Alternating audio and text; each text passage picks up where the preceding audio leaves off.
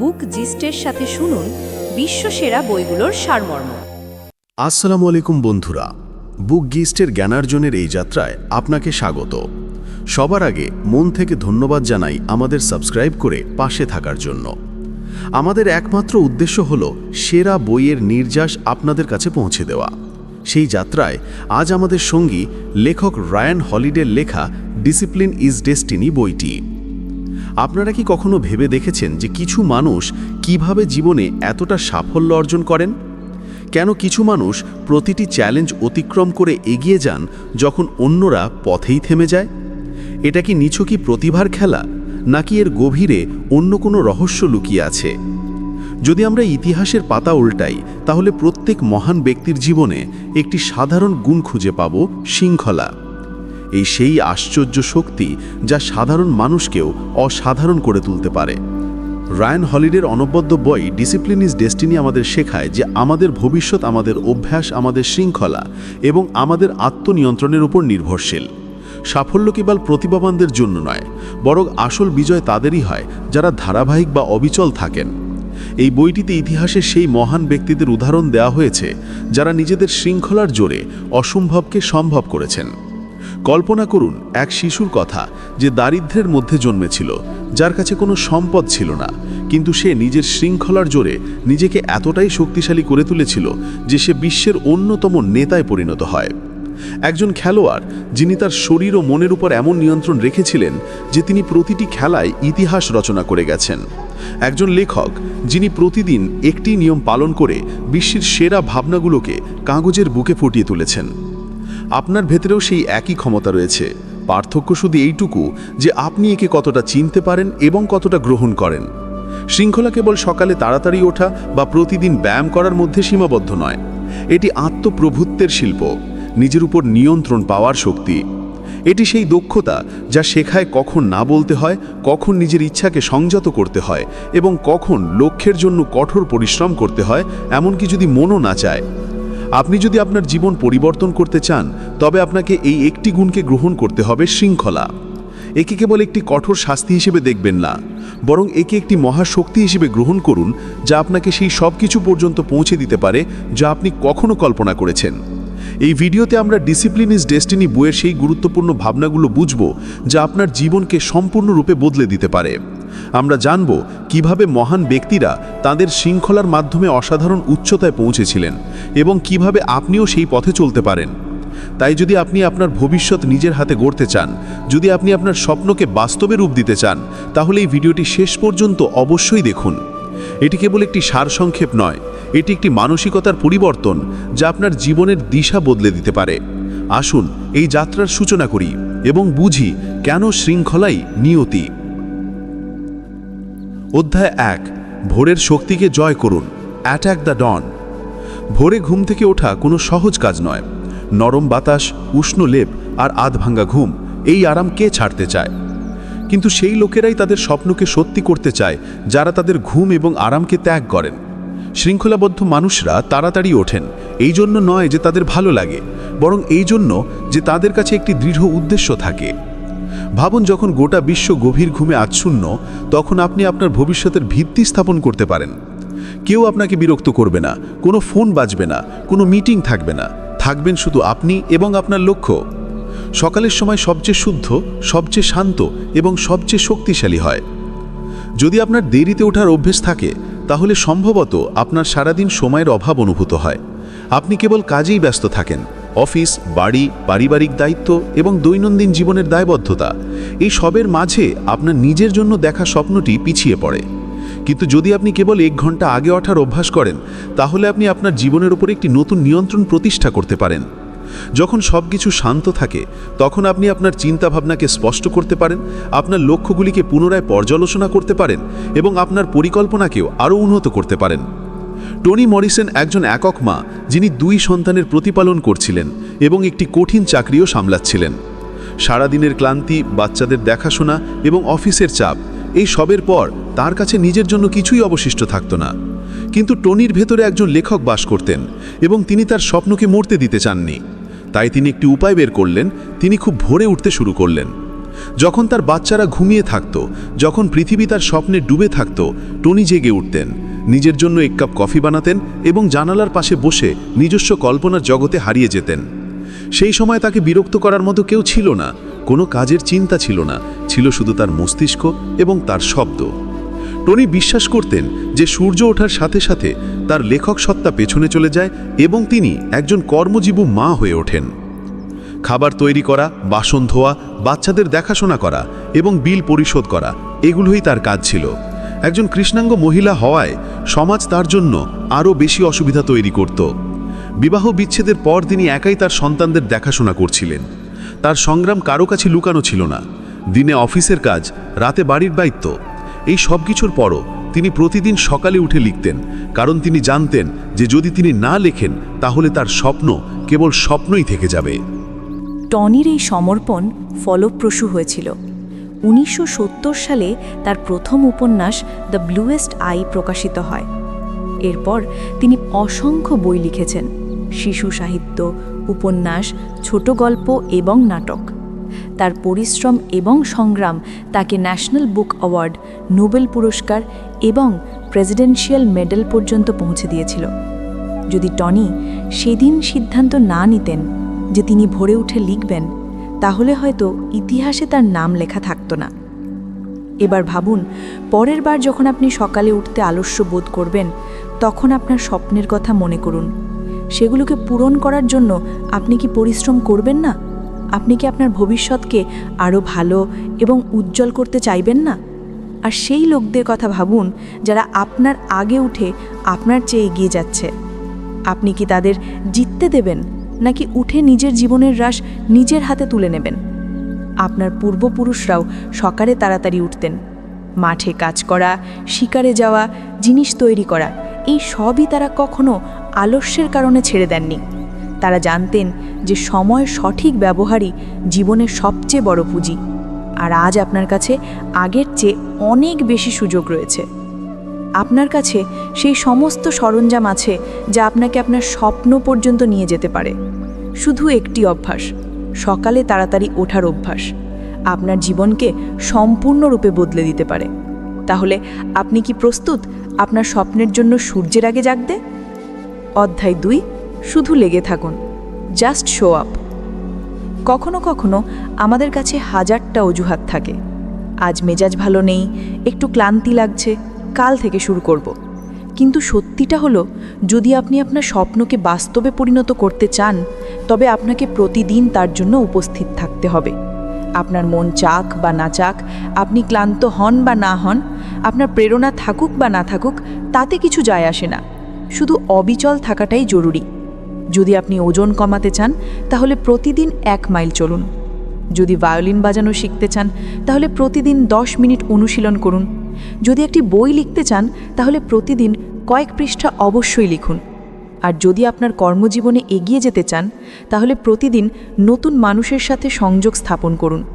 আপনি কতটা করছেন তা গুরুত্বপূর্ণ নয়, শুধু এটা নিশ্চিত করুন যে আপনি প্রতিদিন আপনার স্বপ্নের দিকে এক ধাপ এগিয়ে যাচ্ছেন।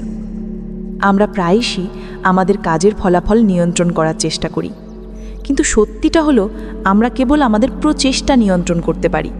বাকি সব কিছু ভাগ্য, পরিস্থিতি এবং সময়ের উপর নির্ভরশীল। কিন্তু যদি আপনি ধারাবাহিক থাকেন, তবে আপনি 90% মানুষের চেয়ে এগিয়ে যেতে পারবেন। বেশিরভাগ মানুষ হার মেনে নেয়, কারণ হয় তাদের দক্ষতার অভাব থাকে, অথবা তারা ধারাবাহিকতা বজায় রাখতে পারে না। তারা অনুপ্রেরণা আসার, সঠিক সময় আসার বা নিখুঁত মেজাজ তৈরি হওয়ার অপেক্ষা করে। কিন্তু যারা আসলে সফল হন, তারা তখনও কাজ করেন যখন তাদের তেমনটা অনুভব হয় না। থমাস এডিসনকে বিশ্ব তার অসাধারণ আবিষ্কারের জন্য চেনে, কিন্তু আপনি কি জানেন যে তিনি কখনো নিজেকে অসাধারণ মনে করতেন না? এডিসন বিশ্বাস করতেন যে তার সাফল্য কোনো অসাধারণ প্রতিভার কারণে ছিল না। তিনি নিজে মানতেন যে তিনি অন্যদের চেয়ে বেশি বুদ্ধিমান ছিলেন না, তার কল্পনা শক্তিও খুব একটা অসাধারণ ছিল না। কিন্তু তবুও তিনি মহান বিজ্ঞানী হয়েছিলেন, কারণ তিনি হার না মানার শিল্পটি শিখেছিলেন। তিনি সবসময় তার গবেষণাগারে কাজ করে যেতেন, তার কাছে নতুন কোনো ধারণা থাক বা না থাক। তিনি বিশ্বাস করতেন যে যদি তিনি প্রতিদিন তার কাজে না ফেরেন, তাহলে অন্য কেউ তার ধারণা চুরি করে নিতে পারে। তাই তিনি শুধু উপস্থিত থাকতেন, কাজে লেগে থাকতেন এবং অবশেষে সাফল্য তার ঝুলিতে এসেই যেত। তার ভাবনা ছিল, প্রেরণার জন্য অপেক্ষা করো না, শুধু লেগে থাকো। আর এটাই ছিল তার সফলতার রহস্য। লু গ্যারিক ছিলেন একজন মহান বেসবল খেলোয়াড়। তিনি ইয়াঙ্কিজ দলের হয়ে খেলতেন এবং তার কঠোর পরিশ্রম এবং শৃঙ্খলার জন্য পরিচিত ছিলেন। তিনি খুব কমই কোনো অনুশীলন বাদ দিতেন। আঘাত লাগা সত্ত্বেও, ক্লান্তি থাকা সত্ত্বেও, এমনকি খারাপ দিন থাকা সত্ত্বেও তিনি কেবল খেলে যেতেন। তার ভেতরেও ভয় এবং সন্দেহের মুহূর্ত আসত।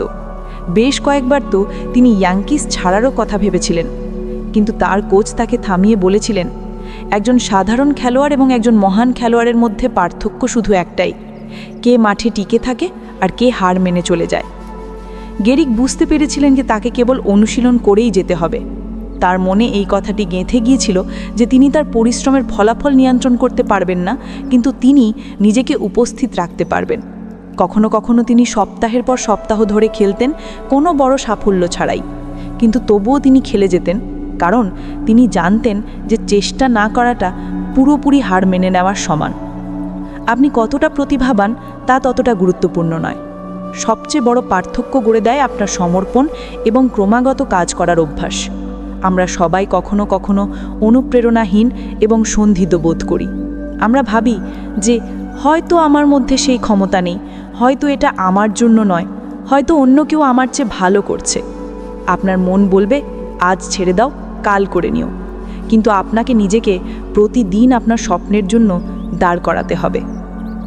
আপনি বিশ্বের সবচেয়ে বুদ্ধিমান মানুষ হলেও যদি আপনার মধ্যে শৃঙ্খলা না থাকে, তাহলে আপনি আপনার স্বপ্ন পর্যন্ত পৌঁছতে পারবেন না। একদিন খুব উৎপাদনশীল এবং অনুপ্রাণিত হয়ে কাজ করলে ইতিহাস তৈরি হয় না। আপনাকে ধীরে ধীরে প্রতিদিন, প্রতি মিনিটে, প্রতি সেকেন্ডে নিজেকে আপনার স্বপ্নের জন্য উৎসর্গ করতে হবে। আজ আপনি যে পরিশ্রম করছেন তার ফল হয়তো সঙ্গে সঙ্গে দেখা যাবে না, কিন্তু সময়ের সাথে যখন আপনি ক্রমাগত ছোট ছোট পদক্ষেপ নিতে থাকবেন, তখন সেই পরিশ্রমেই আপনাকে এমন জায়গায় পৌঁছে দেবে যেখানে পৌঁছনোর আপনি কখনো স্বপ্ন দেখেননি। তাই হার মানবেন না, ধারাবাহিক থাকুন, আপনার আবেগকে নিয়ন্ত্রণে রাখুন আর শুধু প্রতিদিন আপনার স্বপ্নের জন্য উপস্থিত থাকুন। অধ্যায় ৩, অস্বস্তি সন্ধান করুন। Seek discomfort. প্রকৃত শক্তি সেখান থেকেই আসে। আজকের পৃথিবীতে সবকিছু কেবল এক ক্লিকের দূরত্বে। খাবার অর্ডার করা, টাকা পাঠানো, কেনাকাটা করা সবকিছুই আরামদায়ক এবং সহজ। আপনি বাড়ি থেকে না বেরিয়েও পুরো জীবন কাটিয়ে দিতে পারেন। কিন্তু আপনি কি কখনো ভেবে দেখেছেন যে এই অতিরিক্ত আরামদায়ক জীবন আপনাকে কতটা দুর্বল করে তুলছে? আমরা প্রতিদিন আমাদের জীবনকে সহজ করার চেষ্টা করি। আমরা চাই সবকিছু যেন তাড়াতাড়ি হয়, কোনো পরিশ্রম ছাড়াই। আমরা স্মার্ট হোম তৈরি করি যাতে বাড়ির ছোটোখাটো কাজও করতে না হয়। আমরা আমাদের সন্তানদের দেখাশোনার জন্য ন্যানি রাখি যাতে আমাদের কোনো অসুবিধা না হয়। আমরা সেই সমস্ত জিনিস দূর করে দিতে চাই যা আমাদের সামান্যতম কষ্ট দেয় বা বিরক্ত করে। কিন্তু আপনি কি কখনো ভেবেছেন যে যদি আপনার এই আরামদায়ক জীবন হঠাৎ করে কেড়ে নেওয়া হয় তাহলে কি হবে? যদি আপনার কাছে টাকা না থাকে, যদি আপনার বাড়ি চলে যায়, যদি আপনার পৃথিবী হঠাৎ বদলে যায়, তাহলে আপনি কি তার জন্য প্রস্তুত? আপনার আরামকে আপনার দুর্বলতা হতে দেবেন না। পৃথিবী সবসময় একরকম থাকবে না। যদি আপনি সবকিছু সহজ করার অভ্যেস গড়ে তোলেন, তবে জীবনের কঠিন সময়ে আপনি নিজেকে সামলাতে পারবেন না। নিজেকে চ্যালেঞ্জ করুন, আপনার শরীর ও মনকে শক্তিশালী করুন। এসি ছাড়া থেকে দেখুন, ঠান্ডা জলে স্নান করে দেখুন, ওজন তুলুন, দৌড়ান, পরিশ্রম করুন। কিছুদিন ইন্টারনেট ছাড়া কাটান। এই ছোট ছোট জিনিসগুলো আপনার মধ্যে সেই শক্তি তৈরি করবে যা আপনার প্রয়োজন। যদি আপনি নিজেকে এই ছোটোখাটো সমস্যার জন্য প্রস্তুত করে নেন, তবে বড় ঝড়ও আপনাকে টলাতে পারবে না। স্টোইক দার্শনিক সেনেকা খুব ধনী ছিলেন। তিনি এই সম্পদ তার পিতার কাছ থেকে উত্তরাধিকার সূত্রে পেয়েছিলেন, কিন্তু তিনি এই সম্পদকে বিলাসিতায় ব্যবহার না করে বুদ্ধিমত্তার সাথে বিনিয়োগ করেছিলেন এবং আগের থেকেও অনেক বেশি ধনী হয়েছিলেন। তিনি কখনোই এই সম্পদকে তার জীবনের অবলম্বন বানাননি। তিনি জানতেন যে আজ যদি এই সম্পদ তার কাছে থাকে, তবে কাল তা চলেও যেতে পারে। তাই তিনি নিজেকে যে কোনো পরিস্থিতির জন্য প্রস্তুত রাখতেন। অনেক সময় তিনি কিছুদিন একজন দরিদ্র মানুষের মতো জীবনযাপন করতেন। তিনি খুব কম খাবার খেতেন, সস্তা এবং সাধারণ পোশাক পরতেন, মাটিতে ঘুমাতেন, শুধু রুটি আর জল খেয়ে দিন কাটাতেন। এখন আপনি হয়তো ভাবছেন, একজন ধনী মানুষ এমন কেন করবে? আজও অনেকে স্বেচ্ছায় নিজেদের কষ্ট দেন। তারা ঠান্ডা জলে স্নান করেন, কঠিন ওয়ার্কআউট করেন, ইন্টারনেট থেকে দূরে থাকেন, আর সোশ্যাল মিডিয়া দেখান যে তারা কতটা শক্তিশালী। কিন্তু সেনেকা এমনটা করতেন না। তিনি ব্যথাকে আলিঙ্গন করেছিলেন কারণ তিনি তার সীমা পরীক্ষা করতে চেয়েছিলেন। তিনি দেখতে চাইতেন তিনি কতটা সহ্য করতে পারেন। তিনি দরিদ্রদের জীবন বুঝতে চাইতেন। তিনি তার সম্পদ হারানোর ভয় থেকে মুক্ত হতে চাইতেন। যেখানে তার ধনী বন্ধুরা টাকা ছাড়া জীবনযাপনের কল্পনাও করতে পারতেন না, সেখানে সিনেকার এসব নিয়ে কোনো পরোয়া ছিল না। তিনি জানতেন যে প্রকৃত শক্তি আরামে নয়, বরং প্রতিকূলতাকে সহ্য করার ক্ষমতার মধ্যেই নিহিত। সেনেকা ছিলেন রোমান সম্রাট নিরোর স্টোইক পরামর্শদাতা।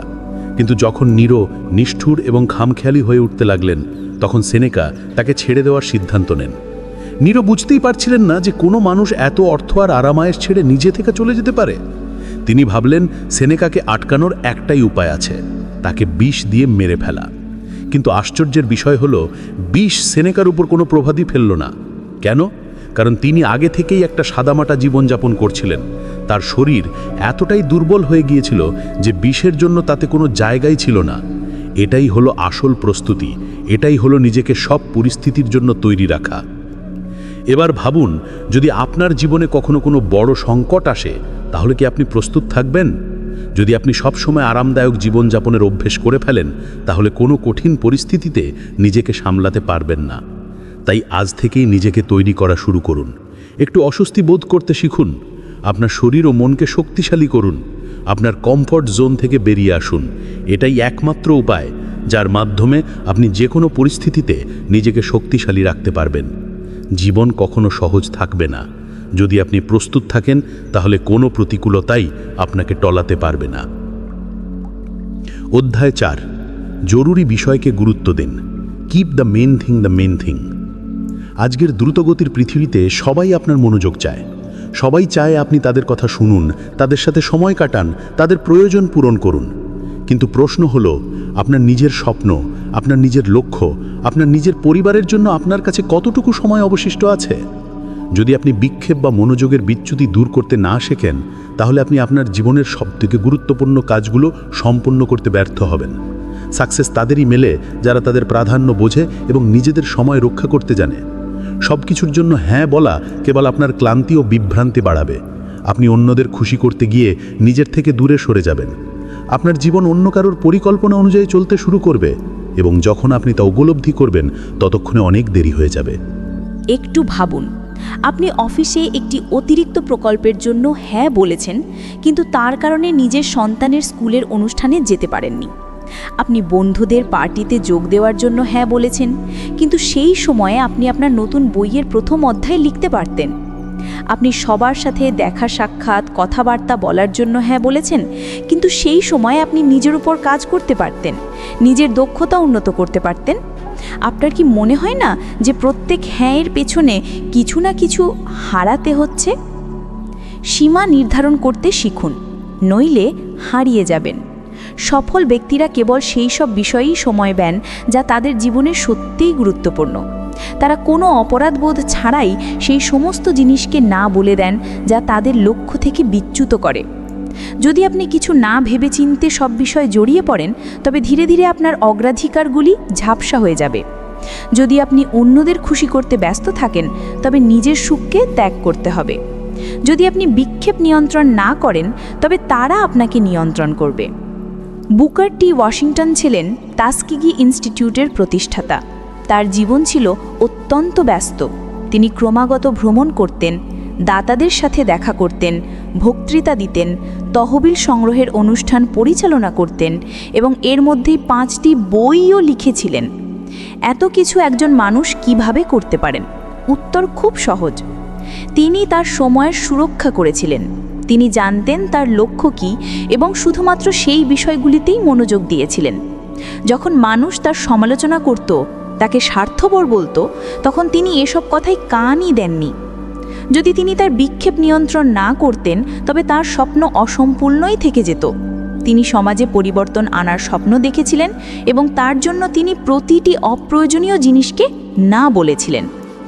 যখনই আপনি কোনো কিছুতে হ্যাঁ বলেন, তখন আপনি অন্য কোনো কিছুকে না বলছেন। প্রশ্ন হলো, আপনি কোন জিনিসগুলোকে আপনার জীবন থেকে বাদ দিতে চান? আপনি কি সোশ্যাল মিডিয়ায় ঘন্টার পর ঘন্টা স্ক্রল করা ছাড়তে পারেন? আপনি কি অর্থহীন মিটিং এবং আলোচনায় আপনার সময় নষ্ট করা বন্ধ করতে পারেন? আপনি কি সেই সব মানুষ থেকে দূরে থাকতে পারেন যারা আপনার শক্তি নিঃশেষ করে দেয়? যদি আপনি আপনার অগ্রাধিকার না বোঝেন, তাহলে অন্য কেউ আপনার সময়ের মালিক হয়ে যাবে। না বলতে শিখুন, এটি সবচেয়ে বড় শিল্প। অনেকে না বলতে ভয় পায়। তারা ভাবে যে এতে তারা অভদ্র বা অসংবেদনশীল বিবেচিত হবে। কিন্তু সত্যি হলো, না বলা আপনাকে শক্তিশালী করে তোলে। যদি আপনি না বলতে ভয় পান, তাহলে এর অনুশীলন করুন। কেউ আপনাকে আপনার সময়ের চেয়ে বেশি কাজ দেওয়ার চেষ্টা করলে না বলুন। কেউ আপনাকে কোনো অর্থহীন গুজবে জড়ানোর চেষ্টা করলে না বলুন। কেউ আপনাকে এমন অনুষ্ঠানে যেতে বললে যার কোনো মানে নেই, না বলুন। না বলার মানে এই নয় যে আপনি রূঢ়। আপনি বিনয়ের সাথে ক্ষমা চাইতে পারেন এবং বলতে পারেন, আমি দুঃখিত, কিন্তু আমার কাছে আরও জরুরি কিছু কাজ আছে যেগুলোর উপর মনোযোগ দিতে হবে। যদি আপনি নিজের মাথায় অতিরিক্ত কাজের বোঝা চাপিয়ে নেন, তবে আপনি ক্লান্ত হয়ে পড়বেন, আপনার মনোযোগ বিক্ষিপ্ত হবে এবং আপনি আপনার আসল লক্ষ্য থেকে দূরে সরে যাবেন। মাল্টিটাস্কিং বলে কিছু হয় না। আপনি তখনই জিততে পারবেন যখন আপনি সঠিক বিষয়ে মনোযোগ দেবেন। শেষ প্রশ্ন, আপনি কি সত্যিই লক্ষ্যের উপর মনোযোগ দিচ্ছেন? তাই পরের বার যখন কেউ আপনাকে কিছু করতে বলবে, তখন নিজেকে এই প্রশ্নটি করুন, যদি আমি এটা করি তাহলে আমাকে কি ছাড়তে হবে? যদি উত্তর আসে যে আপনাকে আপনার জরুরি জিনিসগুলো ছাড়তে হবে, তাহলে কোনো দ্বিধা ছাড়া না বলুন। এই প্রশ্নটি আপনাকে আপনার অগ্রাধিকারের কথা মনে করিয়ে দেবে এবং আপনাকে আপনার হ্যাঁকে একটি শক্তিশালী নাতে পরিণত করার সাহস দেবে। অধ্যায় 5, পারফেকশনিজম, একটি বন্ধন না ভ্রম? আপনি কি কখনো এমনভাবে আটকে পড়েছেন যে কোনো কাজ শেষ করতে পারছেন না কারণ তা নিখুঁত মনে হচ্ছে না? আপনি কি কখনো ভেবেছেন যে আপনার তৈরি করা বিষয়বস্তু, আপনার লেখা শব্দ, আপনার আঁকা ছবি বা আপনার যে কোনো প্রকল্প, প্রত্যেক দর্শক কি আপনার মতোই তার সূক্ষ্ম বিষয়গুলো খেয়াল করবে? সম্ভবত না। সত্যিটা হলো, পারফেকশনিজম বা নিখুঁত হওয়ার চেষ্টা কেবলই একটি বিভ্রান্তি, একটি ফাঁদ, যেখানে আমরা নিজেদের জড়িয়ে ফেলি এবং ভাবি যে যতক্ষণ না সব কিছু সঠিক হচ্ছে ততক্ষণ আমরা এগোতে পারবো না। কিন্তু সত্যি বলতে এটি একটি বিরাট প্রতারণা, যা আমাদের সম্পূর্ণ সম্ভাবনায় পৌঁছতে বাধা দেয়। অনেক সময় আমরা ভাবি যে আমাদের প্রত্যেকটা কাজ একদম সেরা হওয়া উচিত, নইলে মানুষ আমাদের বিচার করবে। কিন্তু আপনি কি জানেন, আপনার কাজ নিয়ে মানুষের ততটা চিন্তা নেই যতটা আপনি ভাবছেন। প্রত্যেকেই নিজের জীবনে এতটাই ব্যস্ত যে হয়তো কারোর কাছে আপনার ছোট ছোট ভুল খেয়াল করার মতো সময় নেই। যদি আপনি ভিন্ন এবং আকর্ষণীয় কিছু করেন, তবে মানুষ অবশ্যই তার লক্ষ্য করবে, কিন্তু এটা ভেবে থেমে থাকলে চলবে না যে এটা কি নিখুঁত। যদি আপনি থেমে থাকেন, তবে আপনি জীবনে অনেক কিছু মিস করবেন। অনেক সময় পারফেকশনিজম কেবল একটি অজুহাত হয়ে যায়। আমরা ভাবি, যতক্ষণ না সঠিক পরিবেশ পাচ্ছি আমি শুরু করব না, যতক্ষণ না আমার কাছে সেরা সরঞ্জাম থাকবে আমি আমার প্রকল্পে কাজ করব না। কিন্তু এই ভাবনা আমাদের পিছিয়ে দেয়। এবার মার্থা গ্রাহামের কথাই ধরুন। তিনি ছিলেন বিশ্বের অন্যতম শ্রেষ্ঠ কোরিওগ্রাফার, কিন্তু পারফেকশনিজম তার জন্য এক বিরাট বাধা হয়ে দাঁড়িয়েছিল। 1931 সালে তিনি একটি নৃত্য পরিবেশনার প্রস্তুতি নিচ্ছিলেন, যা মায়া এবং অ্যাজটেক সভ্যতা থেকে অনুপ্রাণিত ছিল। তিনি পুরো শীতকাল এই নৃত্যটিকে নিখুঁত করার জন্য ব্যয় করেছিলেন, কিন্তু যখন পরিবেশনার সময় এলো তখন তার মনে হলো এটি একেবারেই ভালো হয়নি। তার নৃত্যশিল্পীরা, যারা প্রতিভাবান এবং নিবেদিত প্রাণ ছিলেন, তাদের এই নতুন রুটিনটি পছন্দ হচ্ছিল, কিন্তু মার্থা কেবল এতে ত্রুটিই দেখতে পাচ্ছিলেন।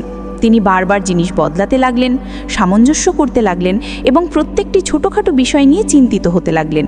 তিনি পারফেকশনিজমের ফাঁদে এতটাই জড়িয়ে পড়েছিলেন যে তিনি নিজের উপরই বিরক্ত হয়ে যাচ্ছিলেন। এটা যথেষ্ট ভালো নয়, এই ভাবতে ভাবতে তিনি পুরোপুরি ভেঙে পড়ছিলেন। কিন্তু তারপর তার সঙ্গীত পরিচালক লুইস হার্স্ট এগিয়ে এলেন। তিনি মার্থাকে বললেন, সব কিছু সবসময় নিখুঁত হয় না। যদি তুমি এগিয়ে না যাও, তাহলে তুমি কখনোই তোমার সেরাটা দিতে পারবে না। লুইস তাকে চূড়ান্ত সিদ্ধান্ত নিতে উৎসাহিত করেন এবং অবশেষে তিনি পারফর্ম করেন। সেটা কি নিখুঁত ছিল? সম্ভবত না, কিন্তু সেটা কি অসাধারণ ছিল? হ্যাঁ, একদম। আর এটাই ছিল আসল জয়, নিজের ভয়কে হারিয়ে এগিয়ে যাওয়া। আপনি কি জানেন যে লিওনার্দো দা ভিঞ্চি পারফেকশনিজমের শিকার ছিলেন? তিনি মোনালিসা ছবিটি আঁকতে বেশ কয়েক বছর ব্যয় করেছিলেন, কারণ তার সবসময় মনে হতো কিছু না কিছু ত্রুটি রয়ে গেছে। তিনি এটিকে নিখুঁত করার চেষ্টায় এতটাই মগ্ন হয়ে গিয়েছিলেন যে তিনি আরও অনেক অসাধারণ চিত্রকর্মকে অসম্পূর্ণ রেখে দিয়েছিলেন। স্টিভ জবসও এই জালে ফেসেছিলেন। ম্যাকিনটশ কম্পিউটার তৈরির সময় তিনি প্রতিটি ছোটোখাটো বিবরণে এতটাই জড়িয়ে পড়েছিলেন যে অ্যাপল তাকে নিজেই কোম্পানি থেকে বের করে দিয়েছিল। ভাবুন, যদি তিনি এটি আগে শেষ করতেন তাহলে কি হতো? রেলফ এলিসন দ্য ইনভিজিবল ম্যানের মতো মাস্টারপিস লিখেছিলেন, কিন্তু আপনি কি জানেন তিনি আরও অনেক বই লিখেছিলেন, কিন্তু দ্বিতীয় কোনো বই প্রকাশ করতে পারেননি, কারণ তার মনে হতো সেগুলি নিখুঁত নয়। যদি আপনি কোনো প্রকল্পে আটকে থাকেন, তবে আপনাকে নিজেকে একটি ধাক্কা দেওয়ার প্রয়োজন। কখনো কখনো আমাদের বন্ধু, পরামর্শদাতা বা কোনো উপদেষ্টার প্রয়োজন হয়, যিনি আমাদের বোঝান যে নিখুঁত হওয়া নয়, বরং ধারাবাহিকতাই জরুরি। অসাধারণ কিছু তৈরি করার জন্য কোনো নিখুঁত মুহূর্তের অপেক্ষা করবেন না। যদি আপনি কোনো প্রেরণা বা সঠিক সুযোগের অপেক্ষায় থেমে থাকেন, তাহলে কি হবে যদি সেই সুযোগ কখনো না আসে? তাই কাজ করতে থাকুন, ভুল করুন, শিখুন এবং এগিয়ে যান, কারণ এই পৃথিবীতে আসল জয় নিখুঁত হওয়ার মধ্যে নয়, বরং এগিয়ে চলার মধ্যেই রয়েছে। মনে রাখবেন, নিখুঁত করার চেষ্টার চেয়ে কাজ শেষ করা অনেক ভালো। প্রতিবার যখন আপনার মনে হবে যে এটা এখনও ঠিক লাগছে না, তখন নিজেকে এই প্রশ্নটি করুন: আমি কি সারা জীবন ধরে এটাকে নিখুঁত করার চেষ্টায় লেগে থাকব, নাকি এটা শেষ করে এগিয়ে যাব? আপনার উত্তরই হবে আপনার সাফল্যের চাবিকাঠি। অধ্যায় 6। আপনি কি আবার উঠে দাঁড়াতে পারবেন? প্রত্যেকের জীবনেই সেই মুহূর্তটা আসে যখন মনে হয় সব কিছু শেষ হয়ে গেছে, স্বপ্ন চুরমার হয়ে যায়, আশা ভেঙে যায় এবং চারদিকে কেবল অন্ধকারই দেখা যায়। কিন্তু আসল প্রশ্ন এটা নয় যে আপনি কতবার পড়ে যান, বরং প্রশ্ন হলো আপনি কি আবার উঠে দাঁড়াতে পারেন? যদি আপনি শৃঙ্খলাকে গ্রহণ করেন, তাহলে আপনি কখনো ব্যর্থ হবেন না। এর মানে এটা নয় যে আপনার পথে কোনো বাধা আসবে না বা আপনি কখনো হারের সম্মুখীন হবেন না, বরং এর মানে হলো হতে পারে আপনি কিছু সুযোগ হারাবেন, অন্যদের থেকে পিছিয়ে পড়বেন এবং কিছু লড়াইয়ে হেরেও যাবেন। কিন্তু যা সত্যি গুরুত্বপূর্ণ তা হলো আপনার প্রতিক্রিয়া। আপনি কি হার মেনে বসে পড়বেন, নাকি আবার উঠে দাঁড়ানোর জন্য প্রস্তুত হবেন? এই পার্থক্যই নির্ধারণ করে যে আপনি একজন বিজয়ী হবেন না পরাজিতদের ভিড়ের অংশ হবেন। কেউই নিখুঁত নয়, না আমি, না আপনি, আর না এই পৃথিবীর অন্য কেউ। আমাদের সবারই ভুল হয়, কিন্তু প্রশ্ন হলো আমরা কি সেই ভুল থেকে শিখি, নাকি সেগুলোকে আমাদের দুর্বলতা বানিয়ে ফেলি? যদি আপনি পারফেকশনিস্ট হন এবং ভাবেন যে আপনাকে প্রতিবার সঠিক হতে হবে, তাহলে হয়তো আপনি আপনার ব্যর্থতা থেকে কখনো উঠতে পারবেন না। নিজের ভুল স্বীকার করতে শিখুন। যদি আপনি নিজের ত্রুটিগুলোকে গ্রহণ না করেন, তবে পুনরায় উঠে দাঁড়াতে আপনার খুব কষ্ট হবে। আপনার অহংকারকে একপাশে সরিয়ে রাখুন এবং নিজের প্রতি সৎ হন। আপনার জীবনে অনেক কিছু করার আছে, আপনার কাঁধে দায়িত্ব রয়েছে এবং আপনাকে আপনার ভবিষ্যৎ নিজেকেই গড়তে হবে। আপনি এখানে শুধু একটি ভুলের কারণে হার মানতে আসেননি। আপনি এখানে এসেছেন কারণ আপনার একটি মিশন আছে, একটি উদ্দেশ্য আছে, এবং এই মিশনটি পূরণ করার জন্য আপনাকে আপনার আবেগকে নিয়ন্ত্রণে রেখে প্রতিটি প্রতিকূলতার সাথে লড়তে হবে। যারা তাদের কাজকে ভালোবাসে, তারা যতবারই ব্যর্থ হোক না কেন, কখনো পিছিয়ে যায় না। যখন আপনি কোনো কিছু নিয়ে আবেগপ্রবণ হন, তখন ব্যর্থ হওয়া সত্ত্বেও আপনি তা অসম্পূর্ণ রাখতে পারেন না। শুধু একটি হার কি আপনাকে আনন্দ থেকে দূরে সরিয়ে দিতে পারে? শুধু একবার পড়ে যাওয়ার কারণে কি আপনি আপনার স্বপ্ন ছেড়ে দেবেন? না, কারণ আপনার স্বপ্ন আপনার জীবনের সবচেয়ে সুন্দর অংশ, এবং একে অসম্পূর্ণ ছেড়ে দেওয়া শুধুমাত্র একটি হারের সম্মুখীন হতে হয়েছে বলে এটা তো ঘোর অন্যায়। 1989 সালে পেশাদার বক্সার ফ্লয়েড প্যাটারসনের মুখোমুখি হয়েছিল ইঙ্গেমার জোহানসনের সাথে। এটি ছিল তার ক্যারিয়ারের সবচেয়ে বড় লড়াই, কিন্তু ফ্লয়েড হেরে যান। তিনি মাসব্যাপী কঠোর প্রশিক্ষণ নিয়েছিলেন, কিন্তু যখন আসল লড়াইয়ের সময় এলো, তখন কিছু না কিছু ঘাটতি রয়ে গেছিল। কেউ বলেছিল তার প্রতিশ্রুতির অভাব ছিল, কেউ বলেছিল তার জয়ের খিদে শেষ হয়ে গেছিল। ফ্লয়েডের নিজেরও মনে হতে লাগলো যে তিনি আর আগের মতো নেই। তার আত্মবিশ্বাস এতটাই বেশি ছিল যে তিনি তার ছোট ছোট ভুলগুলোকে উপেক্ষা করে গিয়েছিলেন। রিংয়ে যখন আসল যুদ্ধ শুরু হলো, তখন এটা স্পষ্ট হয়ে গেল যে তিনি এই জয়ের যোগ্য নন। ইঙ্গেমার তাকে 7 বার মাটিতে ফেলে দেন। তৃতীয় রাউন্ডে ফ্লয়েড পুরোপুরি হেরে যান। বক্সিংয়ের জগতে যখন কোনো চ্যাম্পিয়ন এইভাবে হারে, তখন ধরে নেওয়া হয় যে তার ক্যারিয়ার শেষ। ফ্লয়েডের সাথেও তাই হয়েছিল। হারার পর ফ্লয়েড পুরোপুরি ভেঙে পড়েছিলেন। তিনি নিজের সাথে চোখ মেলাতে পারছিলেন না, কিন্তু তারপর তিনি একটি চিঠি পেলেন। এই চিঠিটি লিখেছিলেন আর্চি মুর, একজন বক্সার যাকে ফ্লয়েড নিজেই একসময় হারিয়েছিলেন। আর্চি জানতেন হারার পর কেমন লাগে। তিনিও একসময় এমনই এক হারের সম্মুখীন হয়েছিলেন। তিনি জানতেন লড়াইয়ে হারার পর মানুষ ভেতর থেকে শূন্য এবং পরাজিত বোধ করে, কিন্তু তিনি ফ্লয়েডকে বোঝালেন যে যদি সে তার ভুল থেকে শিক্ষা নেয় তাহলে সে আবার উঠে দাঁড়াতে পারবে। আর্চির লেখা চিঠিটি কেবল শব্দের সমষ্টি ছিল না, তা ছিল এক টুকরো আশা, একটি আলোক রেখা। সেই চিঠি ফ্লয়েডের আত্মায় লড়াইয়ের স্পৃহাকে পুনরায় জাগিয়ে তুলেছিল। ফ্লয়েড তার হারের রেকর্ডিং বারবার দেখলেন, তিনি প্রতিটি ভুল বুঝলেন, নিজের দুর্বলতা চিহ্নিত করলেন, তারপর প্রশিক্ষণে ফিরে এলেন।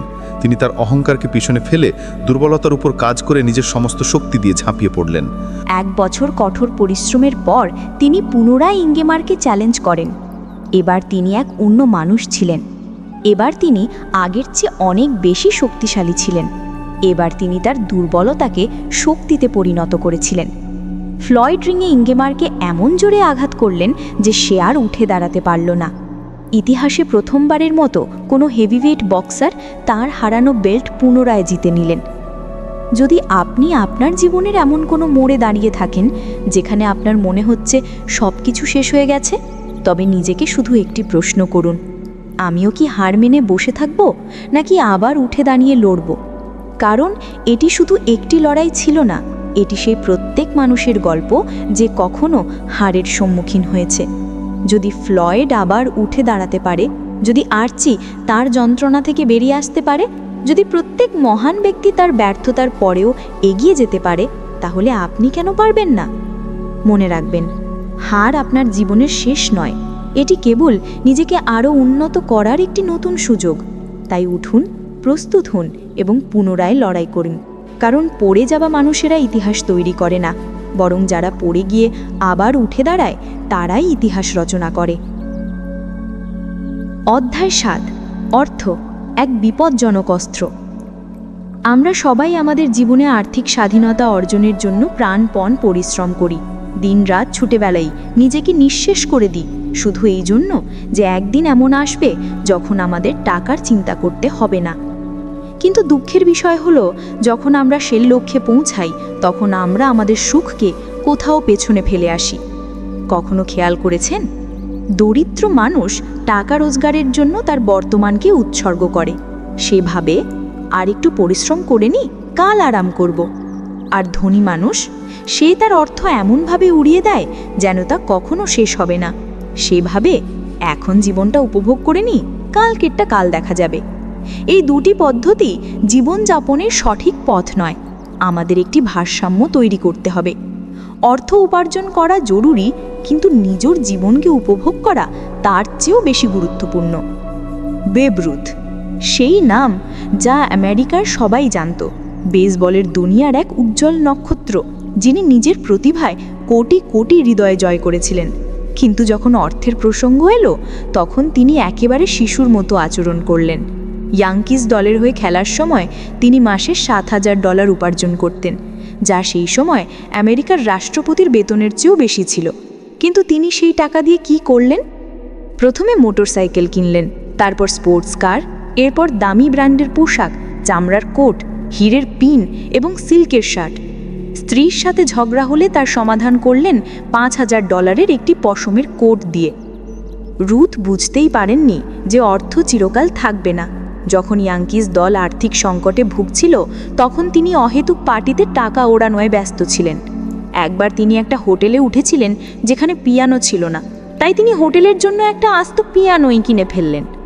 তিনি কখনো ভাবেননি যে কোনোদিন যদি তিনি বেসবল খেলতে না পারেন তাহলে কি হবে। তার মনে হতো অর্থ চিরকাল থাকবে, কিন্তু সত্যিটা হলো অর্থ যত তাড়াতাড়ি আসে তত তাড়াতাড়ি চলেও যায়। অনেকে মনে করে যে অর্থ দিয়ে সুখ কেনা যায়, এবং হ্যাঁ, কিছুক্ষণের জন্য তা সত্যিও মনে হয়। দামি উপহার, বড় বড় গাড়ি, বিলাসবহুল বাড়ি, এই সব কিছু আনন্দ দেয়, কিন্তু এই আনন্দ কতদিনের?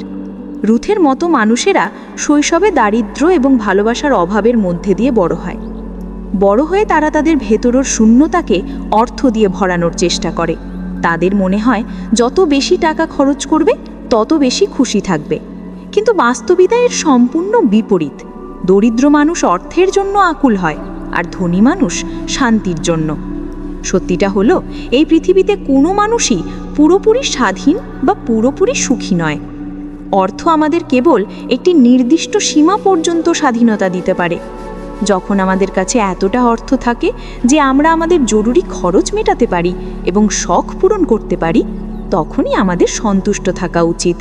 যদি আমরা সব সময় অর্থের পেছনে ছুটে থাকি, তাহলে আমরা কখনোই আমাদের জীবনকেও উপভোগ করতে পারবো না। তাহলে প্রশ্ন হলো, আপনি কি অর্থের মালিক হতে চান, নাকি অর্থকে আপনার মালিক বানাতে চান? আপনি কেমন মানুষ? আপনি কি নিজের প্রতি কঠোর? আপনি কি আপনার কাজের জন্য সম্পূর্ণ দায়িত্ব নেন? আপনি কি চান যে অন্যরাও ততটাই দায়িত্বশীল হোক যতটা আপনি নিজেকে মনে করেন? নিজের প্রতি কঠোর হওয়া খুব ভালো কথা, কিন্তু অন্যদের কাছ থেকেও সেই একই প্রত্যাশা রাখা আপনাকে কেবল কষ্টই দেবে। কারণ সত্যিটা হলো, আপনি কেবল নিজের কাজ নিয়ন্ত্রণ করতে পারেন, অন্যদের নয়। যদি আপনি সবসময় মানুষের ভুল গুনতে থাকেন, তাদের আটকাতে থাকেন, তাহলে আপনি নিজেই দুঃখী থাকবেন, যখন কিনা আপনি যাদের শুধরাতে চাইছেন তারা নিজেদের জীবন উপভোগ করছে। তাই একটি জিনিস মনে রাখবেন, আপনি যেভাবে বাঁচতে চান সেভাবে বাঁচার সম্পূর্ণ অধিকার আপনার আছে, কিন্তু অন্যদেরও তাদের অধিকার দিন। রোমান দার্শনিক কেটো দি ইয়াঙ্গারের কথা ভাবুন। তিনি ধনী ছিলেন, কিন্তু তার সরলতা এবং শৃঙ্খলার চর্চা গোটা লোমে বিখ্যাত ছিল। তিনি সাধারণ পোশাক পরতেন, নিজের দাড়ি কাটতেন না, সেনাবাহিনীতেও মাটিতে ঘুমাতেন, যখন অন্য অফিসাররা বিলাসবহুল তাঁবুতে থাকতেন। তার ভাই কাপিও ছিলেন সম্পূর্ণ ভিন্ন। তিনি বিলাসিতায় জীবনযাপন করতেন, দামি পারফিউম ব্যবহার করতেন এবং সেই সব মানুষের সাথে বন্ধুত্ব করতেন যাদের কেটো ঘৃণা করতেন। কিন্তু কেটো কি কখনো তার ভাইকে বদলানোর চেষ্টা করেছিলেন? না, তিনি তাকে সে যেমন ছিল তেমনই গ্রহণ করেছিলেন। এটাই আসল শৃঙ্খলা, নিজের জন্য কঠোর থাকা, কিন্তু অন্যদেরকে তারা যেমন ঠিক তেমনভাবেই গ্রহণ করা। যদি আপনি প্রতিভাবান হন, তাহলে আপনার পক্ষে অন্যদের ত্রুটি সহ্য করা কঠিন মনে হতে পারে। যখন কেউ আপনার মানদণ্ডে পৌঁছাতে পারে না, তখন আপনি রেগে যান, বিরক্ত হন। কিন্তু প্রত্যেক মানুষ কি একরকম হয়? না, হয় না। কিছু মানুষের একটি জিনিস বুঝতে একদিন লাগে, কারো এক সপ্তাহ, এবং এতে কোনো অন্যায় নেই। একজন সত্যিকারের নেতা তিনিই হন যিনি মানুষকে বিচার করার পরিবর্তে তাদের পথ দেখান। তাই রূঢ় হবেন না, বিনয়ী থাকুন। ডিসিপ্লিন ইজ ডেস্টিনি আমাদের শেখায় যে প্রকৃত শক্তি বাহ্যিক পরিস্থিতিতে নয়, বরং আমাদের ভেতরের শৃঙ্খলার মধ্যে লুকিয়ে থাকে। এই বইটি আমাদের দেখায় যে ইতিহাসে যত মহান ব্যক্তিত্ব হয়েছেন, যেমন রোমান দার্শনিক Cato, American baseball player Babe Ruth এবং অন্যান্য দার্শনিক ও নেতারা, তাদের সাফল্যের সবচেয়ে বড় কারণ ছিল তাদের আত্মশৃঙ্খলা। বইটি আমাদের এও বোঝায় যে শৃঙ্খলা কেবল কঠোরতা বা বলিদানের নাম নয়, বরং এটি একটি ভারসাম্য এবং অভ্যন্তরীণ নিয়ন্ত্রণের একটি শিল্প। যখন আমরা নিজেদের নিয়ন্ত্রণ করতে শিখি, তখনই আমরা আমাদের জীবনের লক্ষ্যে পৌঁছাতে পারি। এই আত্মসংযম আমাদের কেবল প্রফেশনালি নয়, ব্যক্তিগতভাবেও শক্তিশালী করে তোলে। যদি আমরা শৃঙ্খলাকে আমাদের জীবনে অন্তর্ভুক্ত করি, তাহলে এটি আমাদের অভ্যাস, চিন্তাভাবনা, সিদ্ধান্ত এবং আচরণকে প্রভাবিত করে। এটি আমাদের ধৈর্য, সহনশীলতা এবং প্রতিশ্রুতি শেখায়, যার ফলে আমরা ব্যর্থতায় ভেঙে পড়ার পরিবর্তে তা থেকে শিক্ষা নিয়ে আরও শক্তিশালী হতে পারি। পরিশেষে শৃঙ্খলা কেবল একটি অভ্যাস নয়, বরং একটি জীবনশৈলী। যদি আমরা একে গ্রহণ করি, তাহলে আমরা আমাদের ভাগ্য নিজেরাই গড়তে পারি। শৃঙ্খলাই আমাদের সাধারণ মানুষ থেকে অসাধারণ হয়ে ওঠার পথে নিয়ে যায়। এখন আমাদের হাতেই সিদ্ধান্ত, আমরা কি শৃঙ্খলাকে গ্রহণ করে নিজেদের ভাগ্য নিজেরাই লিখব, নাকি পরিস্থিতির দাস হয়ে থাকব? তো এই ছিল আজকের বইয়ের সামারি। কেমন লাগলো তা কমেন্ট করে জানাতে ভুলবেন না। ভালো লাগলে লাইক ও বন্ধুদের সাথে শেয়ার করুন। দেখা হবে পরের ভিডিওতে। এরকম আরও ভিডিও পেতে আমাদের বুকজিস্ট চ্যানেলটিকে সাবস্ক্রাইব করে রাখুন এবং নতুন ভিডিওর আপডেট সবার আগে পেতে নোটিফিকেশন বেলটি বাজিয়ে দিন। ভিডিওটি শেষ পর্যন্ত শোনার জন্য আপনাকে অসংখ্য ধন্যবাদ।